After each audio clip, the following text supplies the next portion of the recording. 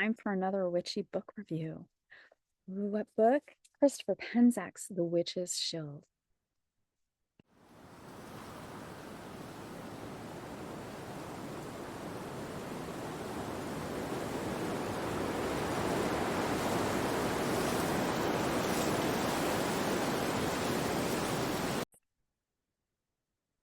All right, today's book is The Witch's Shield by Christopher Penczak. You can see another one that I've tabbed. I've read this a lot and I'm like, have I done a review on this? If I did, it was a long time ago and I just really feel compelled that I'm supposed to do a review. So if it's a second review, it's a second review. If it's a first review, great.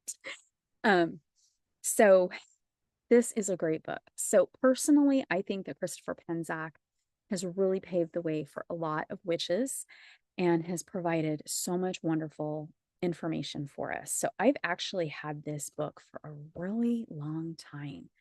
Um, like so long I don't even have, I don't even know where the disc is. It came with a disc with his meditation. And, oh gosh, it probably was left in my old car. Um, so I don't know if the new editions have like a link where you can get the meditation. It was like there were like I want to say there were a couple meditations and a couple of the spells on there. So this is all about grounding and protection. Thus the witch's shield. And I mean, like, look how cool that shield is. It's just really, really cool. I love the artwork through here. So it is protection magic. And I think it's really important as witches, like there are certain things we definitely need to have, and protection is one of them. And this is one of the books on protection magic that I feel is really important and really vital. So he has all the chapters. I'm going to just kind of go through the chapters. So I'm going to just kind of so that you have an idea of what there is. So chapter 1 is Who's Afraid of the Big Bad Wolf? He goes over Are Psychic Attacks Real? Attracting Attention, Psychic Dangers, Out of Bounds, and Balanced Protection. Chapter 2 is called Is There a Witch Doctor in the House? And it's symptoms of psychic or magical harm, denial, paranoia, and diagnosis. Chapter 3 is psychic hygiene, spiritual bodies, physical body, emotional body, mental body, and soul body. Chapter 4 is marked for protection. How do protection charms works? Symbols of protection, stones of protection, herbs of protection. Chapter 5, becoming a psychic black belt. How cool is that, right?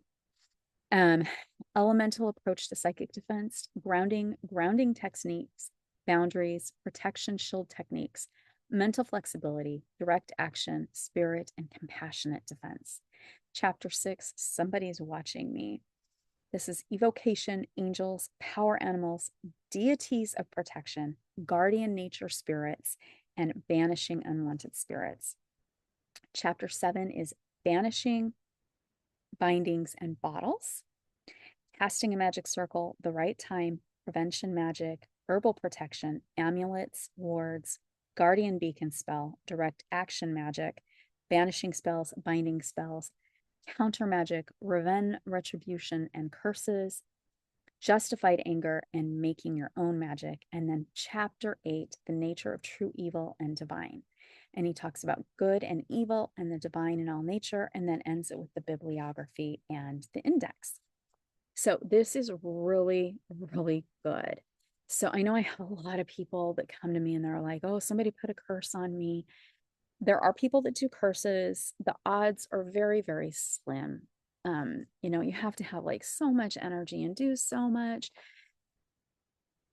Hopefully, people who do curses, they think about it before they do it. But this is like kind of helps you combat a lot of that. Um, Lots of great things like the section on the herbs and crystals that can help you. So as an empath, a lot of times, like if you're empathic or you have clear abilities, you can pick up the energy of other people. So sometimes just going to like the grocery store or pharmacy or to the movies, you can pick up like angry energy from somebody nearby or sad energy or sick energy.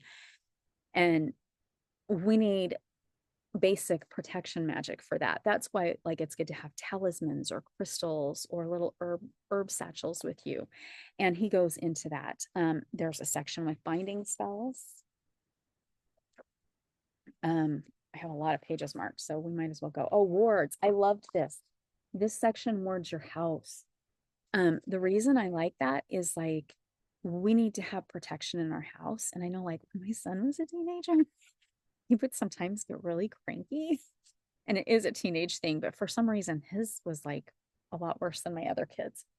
And I'll tell you what, when I said the words, it was like when he would cross the line to come into the house, it like cleared. It was like it just took that negativity and took it away. And so think about that. Like you want your house to be free of negativity. You want positive energy in the house. You want everybody to be able to grow and prosper. So words are really, really great. There are so many great ideas in here. He does have the lesser banishing spell of the pentagram in here. Has clearing a haunted house. Oh, I love this. Like the protecting shields. He's got like graphics, but he talks about like using sacred geometry, how to do the sacred bubbles.